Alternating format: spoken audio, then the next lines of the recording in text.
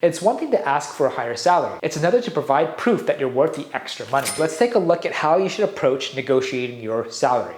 Hey, and welcome back. If you're new here, my name is Preston. I'm a professional recruiter in the technology industry. In my last video, I tackled the subject of salary negotiation, specifically whether or not you should try to negotiate your salary after you receive an offer from a potential employer. We discovered that in all but some rare cases, it's worth to do so. But if you're interested in learning more about cases in which you should avoid salary negotiation, I recommend going back and watching the last video for further context. In today's video, we're going to continue our exploration of salary negotiation. You may be wondering, now that I've decided it's a good idea to try, how should I go about doing it? So let's look at how you should approach negotiating your salary, things you should do to prepare, and how you should conduct yourself during a negotiation. But before we get started, please consider to support a fellow recruiter out and give us a like, subscribe, click that bell. It really means a lot. Before we get started, let's review what makes salary negotiation so important. As a matter of fact, it wasn't always as common as it was today to work with your employer to come to an agreeable pay rate. But considering how competitive today's employment landscape is, it's become exceedingly necessary. Yet, many American workers don't negotiate their salary. In fact, they may even avoid it out of personal anxiety or fear of employment consequences, up to and including job offer retractions. A Glassdoor study found that the average American could be seeing up to $7,500 more per year than what they're earning. Additionally, Ben Cook, negotiation strategy expert and CEO of salary negotiation services, Riva, states that about 2/3 of Americans fail to negotiate their salary and suffer financially because of it. This is because failing to negotiate your salary can have a compounding effect, a negative one in fact, considering all promotions and subsequent raises will be based on your starting salary. So while you may find the idea of salary negotiation awkward or uncomfortable, keep that in mind. It is exceedingly important. Not only does it come with obvious financial benefits, but it also will help improve your self-advocacy skills and solidify your value in the role in the organization. Even a company with your best intentions in mind will try to save money, so it's likely they're not presenting you with their best and final offer. By negotiating your salary, you help others in the role by increasing the value of your position. And the good news is that employers today expect their candidates to negotiate. In fact, by attempting to negotiate your salary, you show them that you are self-reliant and able to advocate for yourself. Conversely, while it is exceedingly rare, there are some employers that may balk at an attempt to negotiate your salary. This usually only happens if the candidate is careless or abrasive in approaching negotiations, but it could also indicate a deeper workplace toxicity. An employer who is shocked or offended at the idea of salary negotiation may be one you want to avoid in general. An employer being eager to negotiate with you is a good sign that the company culture is healthy and welcoming. It isn't difficult to negotiate your salary, but it does require some time and preparation, and there are definitely things to keep in mind during the negotiation itself. So without further ado, let's take a look at how you should approach negotiating your salary.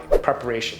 Before we get into the do's and don'ts of negotiation, which you should keep in mind during the actual negotiation itself, let's talk about preparation. The important thing to keep in mind throughout the process is to be yourself. The truth is, there's no special way to act during this process. Just go about it naturally and with confidence. Confidence is key. If you're unprepared going into negotiation, you won't have very much confidence. But with that in mind, a quick way to build confidence is to actually prepare, specifically by doing plenty of research. Knowledge is power, and you'll need plenty of both if you want to be an effective negotiator. You can't come to the table with a random salary number. Hiring managers have access to plenty of data so they can make informed decisions about how much to offer you. If they can tell that you're unprepared, they will likely try to lowball you because you likely have no idea about what the average salary for your role actually is. But if they have seen that you've done research and prepared, they will be willing to work with you to come to a realistic, agreeable, and competitive salary. The first step is to do research into what others in your role are being paid. What are competitors offering their employees? Obviously, the best place to start is the internet. It's a quick and effective way to get more information about your role and the average salary associated with it. However, with how much salaries can vary depending on the organization and job, internet data tends to be inaccurate or just broad. So to go above and beyond during the research stage, consider reaching out to maybe HR managers and even recruiters like myself to get a good idea of what a realistic, real-time salary range would be for your role. They will have more specific, accurate information that will be of great use to you when you start the negotiation process. The second thing to do to prepare is come with a specific salary range in mind. This will be your answer when the interviewer inevitably asks about the salary you're looking for. This can be a charged question and it has the potential to throw an interviewee off and make them nervous. The best way to tackle this question is to throw out a range, because if you give them a solid number, it will be that much harder to get them to budge from that once it's out in the open. The more wiggle room you can make, the better. But with that in mind, let's look at some of the best practices for salary salary negotiation, specifically the do's and don'ts. The do's of salary negotiation.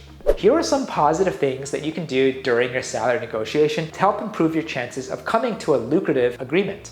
Do take notes during the negotiation. Taking notes will not only help all parties involved keep track of numbers and offers, but it will also act as a record of what has been discussed. Additionally, it makes you look involved and engaged in the process, which reflects well on you. Do politely and accurately disclose competing offers. If you have multiple competing offers, you can use them as leverage by being honest and upfront about them. If the company really wants to hire you, they will likely sweeten the deal to go above and beyond your other offers in order to convince you to join their team. Do take your time and be patient during the negotiation. Experts advise taking deep breaths and restating offers during the negotiations in order to enhance communication. When a hiring manager presents an offer, take a moment to really think and consider it. Even if it's a great offer, resist the urge to immediately accept it. It's possible they may add something to the deal to convince you further. Either way, if you're happy and you want to accept the offer, ask for a day or two to just sit on it and think about it so you can compare it to your research and make an informed decision. Do be flexible and keep the bigger picture in mind. Remember that there is more to a role than salary alone. Your own satisfaction with the job responsibilities is important, as well as the opportunity for promotion and advancement. Additionally, don't forget about other benefits like company equity, insurance, and PTO and vacation time. You may be willing to sacrifice some salary for some of those great benefits.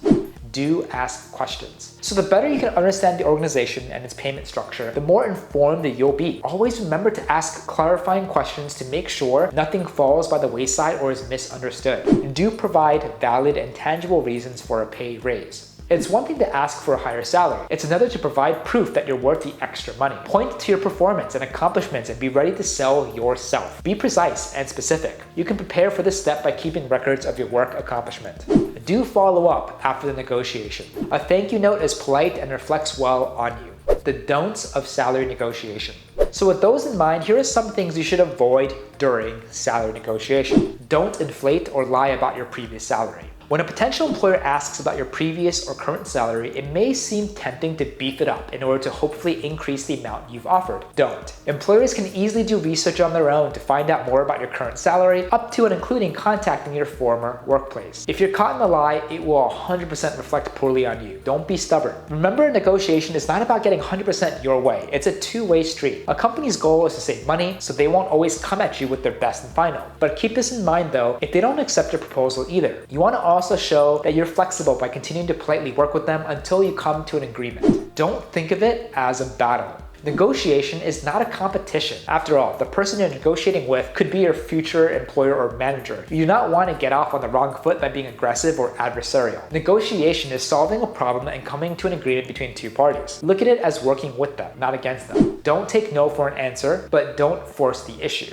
If an employer won't budge on salary, consider asking them about other benefits. There are other ways you can increase your salary besides simple monetary value. Don't go it alone. Not everyone is a negotiation pro, so if you struggle with it, don't worry. There are plenty of people out there who can actually help you. Consider reaching out to a professional career coach, or yes, a recruiter like me, to help with and help you navigate the salary negotiation process. So this just about wraps up this video on salary negotiation. Do you have anything else to add? Any personal experience? Love to hear from you down below. If you like this video, want to see more like it, again, feel free to support a fellow recruiter and give us a big like, subscribe, click that bell, really means a lot. Feel free to also follow me at Preston_Park, as I try my best to also post behind the scenes content daily. Thank you so much, and we'll see you on next one.